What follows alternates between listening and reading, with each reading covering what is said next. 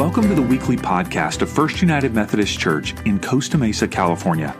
Founded in 1912, the church gathers on Sundays at 10 a.m., and we invite you to join us anytime.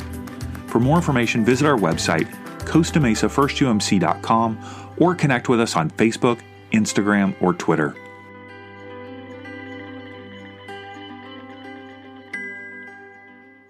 So we're in week 2 of this series that we're calling Good Grief.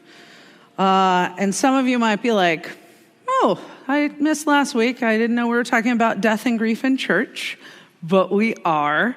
And I say that with a big smile because my degrees are in American Studies. And some of you might be like, is that the most patriotic major ever on earth? Is it all about bald eagles and American flags and Ron Swanson writing in on Little Sebastian?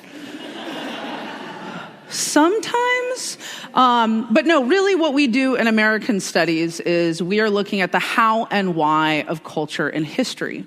And just so you all know, my breadth areas of study are gender and sexuality, ideals and institutions, and race and ethnicity, which interact with all of us on some level every single day. But my more specific area of study is death, dying, and grief in American culture.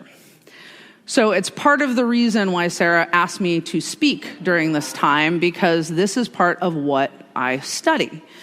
And I got involved in studying death, dying, and grief after a major loss in my life, which was after my father passed away just over 6 years ago. We just hit that anniversary. And for those of you who have had great loss, those anniversaries are in your head very clearly. And what followed in the years after that was me being welcomed into honoring spaces with other friends and family that had also experienced loss because I was willing to talk about it. And so that's part of the reason that we are talking about it today. And we're going to talk a little bit about perspective. We're going to talk about Naomi and Orpah and Ruth in the book of Ruth, in this part of Ruth, which a lot of times from what I'm gathering gets kind of skimmed over. And the reason why it gets skimmed over is because the story that a lot of people focus on in Ruth is the story of what happens with Ruth when she meets Boaz after going with her mother-in-law in this what they call a kinsman redeemer story. And Boaz becomes the kinsman redeemer who ends up marrying Ruth and kind of saving Naomi from these lives of widowdom and kind of social outcast.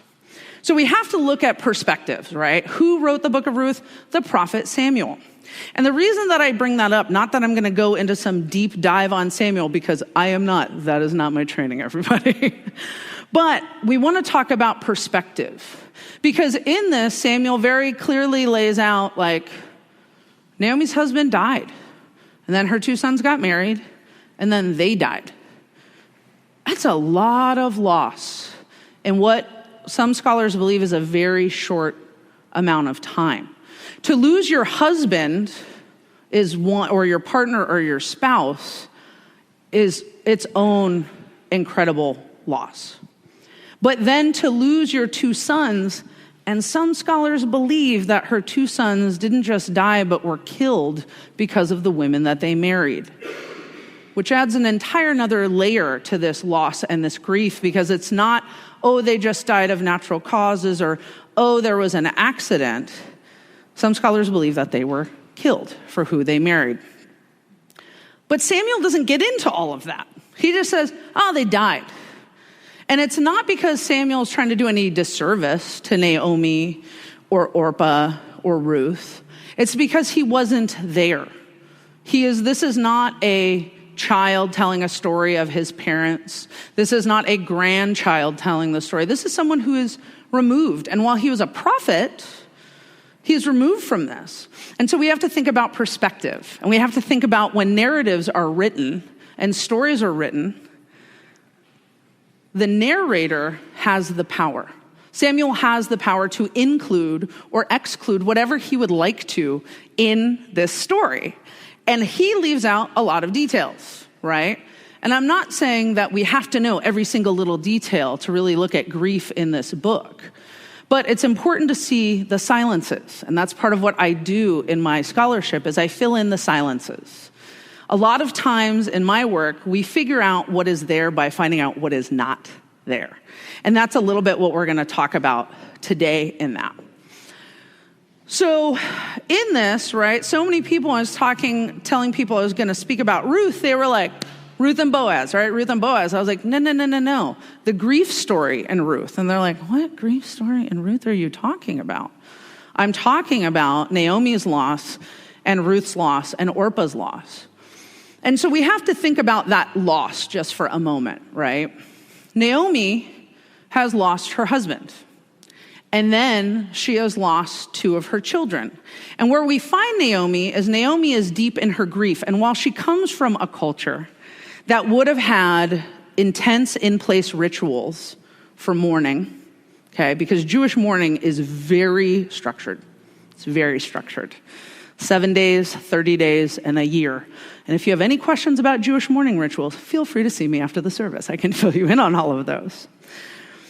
But her daughters-in-laws come from a different culture, and they have different rituals. Rituals they probably would have picked up and adjusted to in marrying into the family.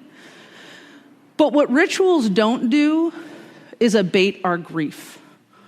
What rituals don't do is change that loss.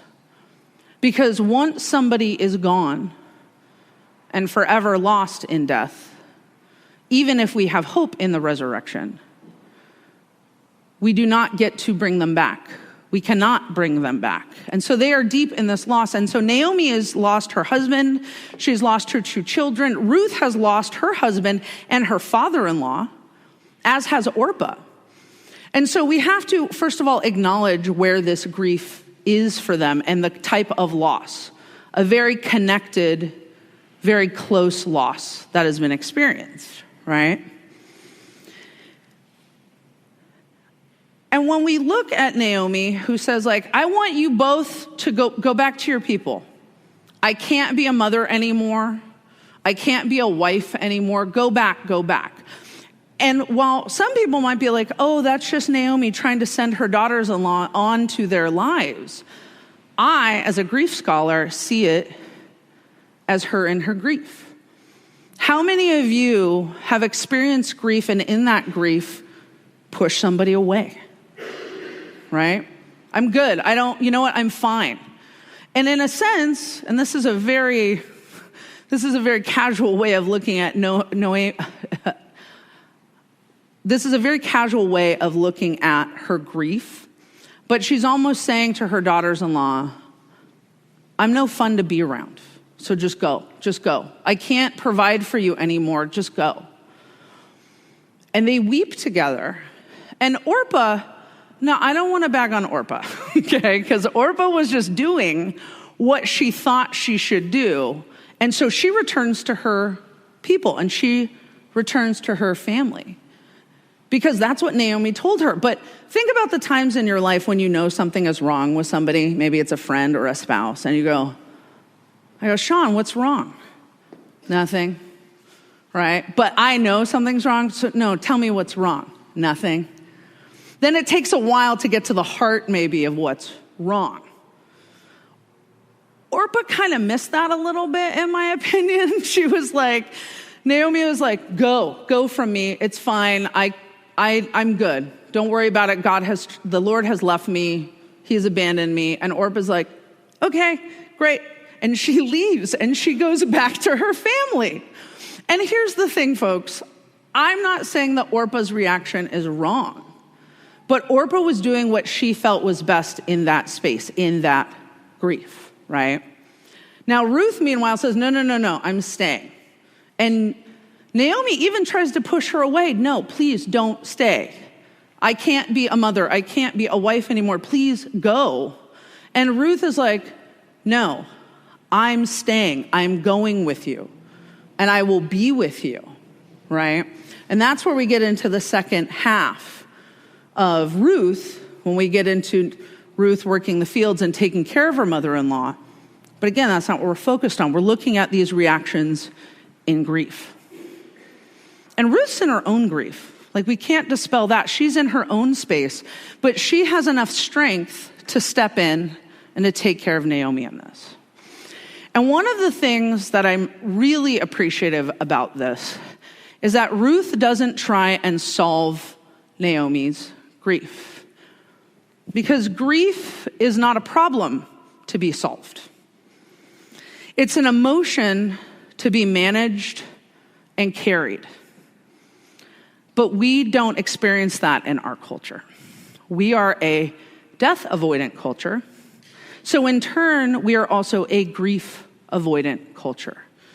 Because if we don't talk about the fact that somebody has died, if we don't talk about the fact that someone is dying, how do we then talk about grief and how people are grieving? So Ruth doesn't run in and say, oh, Naomi, oh, my dear mother-in-law, don't worry about this. You'll get over it.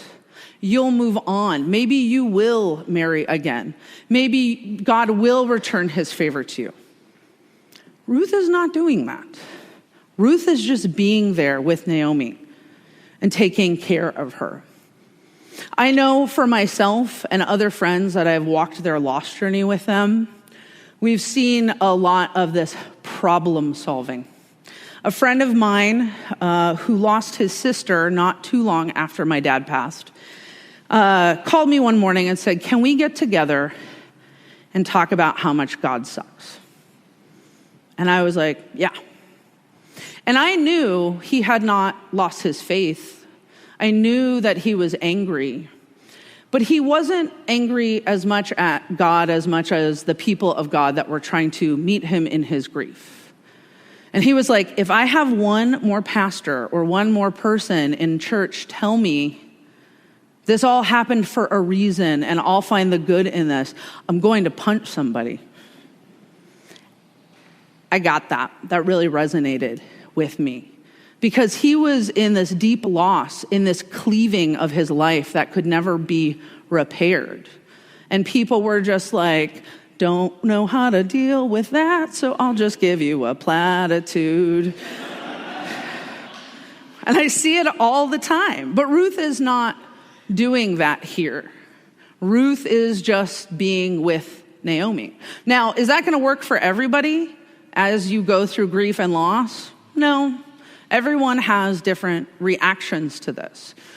But that's why we're going to talk a little bit about how we can help people. Because you might all be sitting here going like, I don't know what to say. I don't know what to do or how to speak to people in their grief. And that's okay. You don't have to. But that's why we're going to talk about a few things about how can you help people in their grief. One of the first things I would recommend to everybody here is ask questions. Don't assume, right? So Ruth made a call that she was going to go with Naomi, but I'm sure in that she asked Naomi about what she needed. So things like, what can I do for you? What do you need help with? Do you need me to get rid of people out of your house? Do you need me to field phone calls for you? Handle Facebook or social media for you? What do you need? Ask questions. And sometimes those in grief don't know. Sometimes they don't know. And that's okay. But don't be afraid to ask those questions. The second one is really important, and I believe Sarah touched on it a little bit this past week, but I will bring it up again. Please don't brightside the loss. When Sean and I went through our miscarriage at the end of 2017, which was an incredible loss to us, I cannot tell you how many times people told me things like, at least you can get pregnant. This means that everything's working. You'll be able to get pregnant again. Whew. Let me tell you, friends, those things did not help. They did not help. And I think we see this a lot in the church community too, as I was mentioning about my friend, with things like you will move on. You will find new purpose. It will get better. But with people who especially are in early loss, because there are differences in that early grief stage versus, say, later grief, because again, grief is not a problem to be solved. But they are sitting there going, please don't brightside this. because my partner, my friend, my brother, my sister, this person I valued so much is no longer here. And nothing you can say about how good it might be will help that. So don't bright side the loss. Don't get into a grief competition. And you might be like, what do you mean? Is there like a weird grief Olympics? Anybody who's been on social media knows that there's this kind of competition that happens, right? When something terrible happens, it's like, here's a terrible thing that happened. Well, that thing's not as terrible as this thing over here, right? My grief is so much more than your grief. Your grief is only this. Your grief is not this over here. Don't get into a grief competition. I trust that those of you in here wouldn't do that, but I point it out so that you can also recognize if somebody is getting into that with you. Because you also, as someone who is in grief, can say, I don't need to continue this conversation with you at this point. Because you can take care of yourself in that and walk away. Next, don't force your belief language on the other person. And I know you're like, but Darcy, we're in a church and you are preaching in a church on a Sunday morning. Don't we have a belief language? We do. We totally do. But I learned this lesson a lot with my dad because my dad had some challenges when it came to being in church. Our church he could have sat in because there's no Corpus Christi on the wall. He could have sat in our church because Sarah doesn't wear a robe on Sundays. Because what most people didn't know about my father is that he had suffered sexual abuse at the hands of priests as a child in the Anglican Church in England. So for him, all of those things were triggers. He and God had a really good relationship. He talked to God all the time. But he couldn't be in those types of churches because the trappings were too much for him. And at the end of his life, he started talking about things like him going on his big journey. That's what he kept saying. I'm going on my big journey. That's where I'm going next. I'm going on my big journey. And that's not my faith language. But you know what? I respected it. And I said, all right, Dad, you're going on your big journey. The ironic part is when they came and took him away, he left in a Honda Odyssey, which I thought was very funny. It's a dark thing, but it was very funny to me because here he was going on his big journey as he was leaving one life and transitioning into the next. But we had neighbors across the street from them that kept trying to convert him at the end of his life. And it did not go well for them because my dad was a really surly Englishman. Sean has some stories about that you can ask him after service if you want to know. But just be really careful about your faith language around people and loss because they may not be believing the same way you do.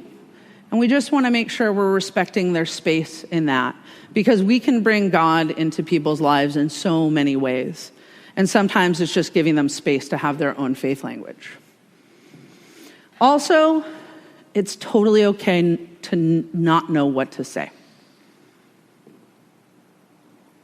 When my friend lost his wife very suddenly from a random undiagnosed heart issue, she was 47. They had a 9-year-old. I did not know what to say. I didn't. There was nothing I could say that was going to make that space any better at the time. So I tried to ask questions. I tried to be there as best I could, but I also was very honest and I don't know what to say. And that's okay too. Because again, and I come back to this, grief is not a problem to be solved. It is an emotion to be managed and carried. And I come back to this because there is this idea out there through clergy, through therapists, through all these things, that if you are in grief past 6 months, something is wrong. You're supposed to be over it, get over it, be done with it.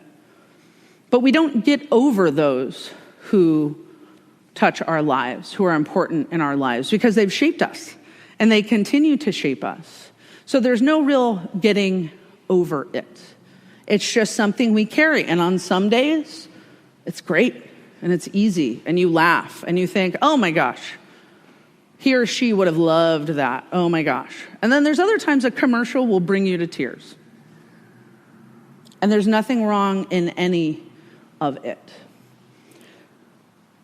And that's why I really liked this piece in Ruth, because Ruth is not getting into this. They easily could have gotten into a grief competition. Naomi probably would have won because she would have been like, husband and 2 sons, you only lost your husband and your father-in-law, right? But she doesn't do that. They don't do that to each other. Ruth is just there for Naomi. She shows up. And I just wanted to share all of this with you this morning so that you can show up. Because not to be a Debbie Downer on a beautiful Sunday morning here in Costa Mesa, I don't want to be. But I know some of you in here have experienced great loss. And I know for every one of us in this room, we will experience great loss. And so as much as these are to help you in helping those who are grieving, it's also something you can keep an eye out for when you're grieving so that you can be like, maybe not this person right now. Maybe I step away and I self-care. Because sometimes we're going to be Ruth, and sometimes we're going to be Orpah, as much as we may not like to be, and maybe do the wrong thing. And sometimes we're going to be Naomi. And so I hope that you can come away with this having some tools. These are not all the tools. Trust me, it took a lot of paring down because I wanted to talk to you guys about so much things about this. But no matter where you are in your life, just remember that it is okay to say this is what I need and this is what I don't need. And that grief, again, is a problem, is not a problem to be solved, but it is an emotion to be managed and carried. Let's pray. God, thank you so much for this morning. Thank you for all of us being here and talking about something that's not always easy to talk about. It's not always easy to broach. And while we know that there is hope down the road after loss, and there is light and there is happiness again, please remind us it is okay to feel how we're feeling and be wherever we need to be in that moment in time. Thank you so much for us gathering here, and we pray all these things in your holy name. Amen.